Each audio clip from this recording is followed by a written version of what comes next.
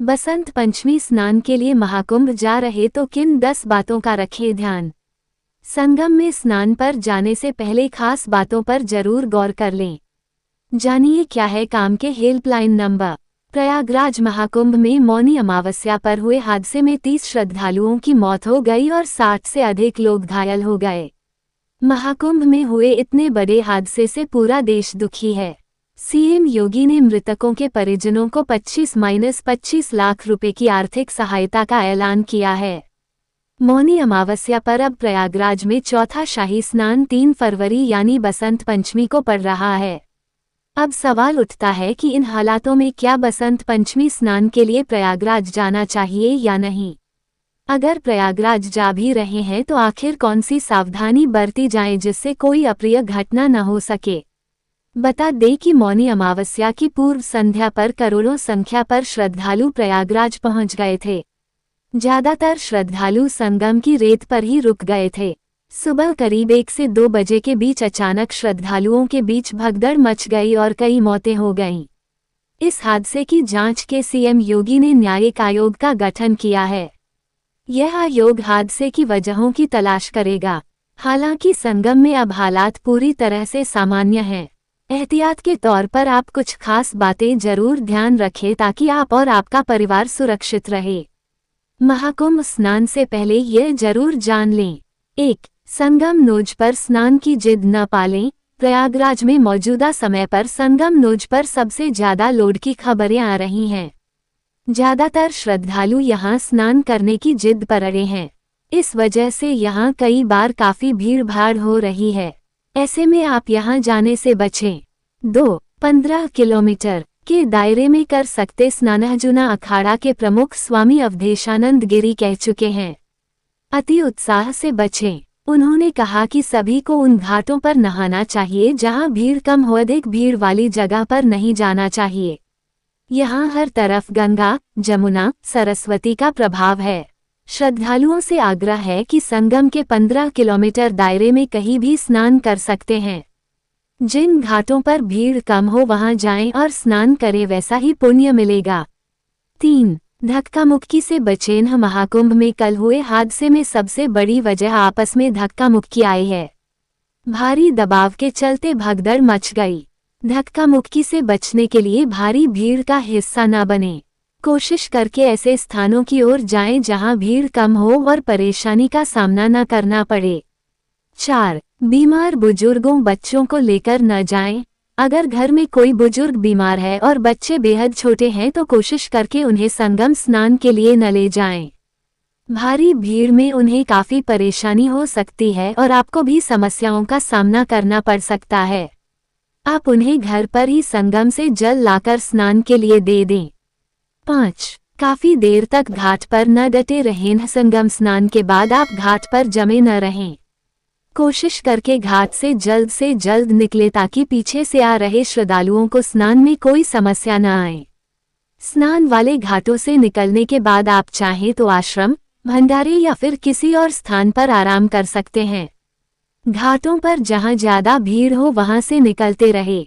6. अफवाह पर कतई ध्यान न दें। ध्यान रखिए, भारी भीड़भाड़ के बीच कई बार लोग झूठी अफवाहें भी उड़ाते हैं, इससे हादसे हो सकते हैं। ऐसी अफवाहों पर कतई न ध्यान दें और साथ ही दूसरों से भी अपील करते रहे कि किसी भी तरह की अफवाह पर कोई भी ध्यान न दे ताकि भगदड़ जैसी स्थिति न बने। 7. भारी सामान लेकर न चलें। अगर महाकुंभ स्नान के लिए जा रहे हैं तो भारी सामान लेकर न चलें। ये सामान कई बार परेशानी का सबब बन जाता है। कोशिश करके स्नान के लिए जरूरी कपड़े इत्यादि लेकर ही संगम आए ताकि आपको काफी परेशान न होना पड़ा। 8. महाकुंभ की रेती पर सोएं न। मौनी अमावस्या पर हुए हादसे में ये सामने आया है कि मौनी अमावस्या की पूर्व संध्या पर ही करोड़ों लोग संगम आ गए और रेती पर ही सो गए। इसके बाद सुबह उठते ही स्नान के लिए चलने लगे। इस दौरान भगदड़ मच गई। आप कतई ऐसा न करें।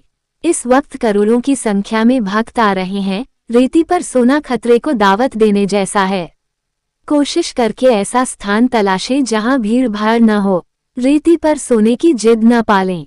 इसके लिए आप संगम के आश्रमों, भंडार और बाहरी स्थलों में शरण ले सकते हैं। 9. कीमती सामान न ले जाएं। संगम स्नान के दौरान सोने चांदी के आभूषण, महंगे मोबाइल आदि ले जाने से बचें। कई बार भीड़भाड़ का फायदा उठाकर चोर उचक्के इन पर अपना हाथ साफ कर देते हैं। 10. हेल्पलाइन नंबर की जानकारी रखिए। मेला प्रशासन की ओर से श्रद्धालुओं की सुविधा के लिए कई तरह की हेल्पलाइन जारी की गई है। ये हेल्पलाइन आपको ऑनलाइन और मेले में मिल जाएगी। आप इसकी जानकारी जरूर रखें ताकि कोई परेशानी होने पर आप तुरंत इन हेल्पलाइन नंबर के जरिए मदद मांग सकें। बसंत पंचमी पर अमृत स्नान का महत्व। बसंत पंचमी के दिन अमृत स्नान का विशेष महत्व होता है। ये स्नान महाकुंभ में त्रिवेणी संगम में किया जाता है, जो कि गंगा, यमुना और सरस्वती नदियों के संगम पर स्थित है। बसंत पंचमी पर अमृत स्नान के महत्व के बारे में कुछ विशेष बातें इस प्रकार हैं। पापों का नाश। इस दिन अमृत स्नान करने से व्यक्ति के सभी पापों का नाश हो जाता है। आत्मा की शुद्धि। इस दिन अमृत स्नान करने से आत्मा को शुद्धि मिलती है और व्यक्ति को आध्यात्मिक शांति प्राप्त होती है। पुण्य की प्राप्ति। इस दिन अमृत स्नान करने से व्यक्ति को पुण्य की प्राप्ति होती है और उनके जीवन में सकारात्मक परिवर्तन आते हैं।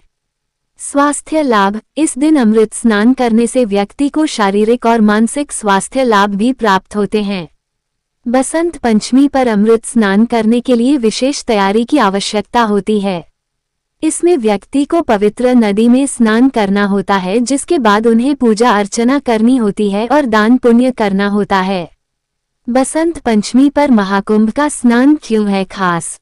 रवि योग का संयोग। बसंत पंचमी के दिन रवि योग का संयोग बन रहा है, जो कि सुबह 6:45 से सुबह 11:16 तक रहेगा। रवि योग में सूर्य का प्रभाव अधिक होता है और सभी दोष नष्ट हो जाते हैं। इसके अलावा साध्य योग और रेवती नक्षत्र का संयोग भी बनेगा, जो कि पुण्य और मोक्ष की प्राप्ति के लिए अच्छा है। अमृत स्नान का महत्व। अमृत स्नान करने से व्यक्ति के सभी पापों का नाश हो जाता है, आत्मा को शुद्धि मिलती है और पुण्य की प्राप्ति होती है। त्रिवेणी संगम का महत्व। त्रिवेणी संगम, जहां गंगा, यमुना और सरस्वती नदियों का संगम होता है, एक पवित्र स्थल माना जाता है। यहाँ स्नान करने से व्यक्ति को आध्यात्मिक शांति और मोक्ष की प्राप्ति होती है। महाकुंभ का महत्व। महाकुंभ, जो कि दुनिया का सबसे बड़ा धार्मिक समागम है, एक विशेष अवसर प्रदान करता है जहां लोग अपने पापों को धोने और आत्मा को शुद्ध करने के लिए एकत्रित होते हैं। हेल्पलाइन नंबर पर एक नज़र। मुख्यमंत्री helpline number 1076, women power line -1090, police आपातकालीन सेवा -112, अग्निशमन सेवा -101, प्रयागराज नगर हेल्पलाइन -1920, एम्बुलेंस सेवा -108, महिला और बाल हेल्पलाइन 1098, कुंभ हेल्पलाइन नंबर। मेला पुलिस 1944, गर्भवती महिलाओं व नवजात शिशुओं के लिए हेल्पलाइन नंबर -102, यूपी रोडवेज का हेल्पलाइन नंबर 18,18,18,02,877 और व्हाट्सएप नंबर 9415049606।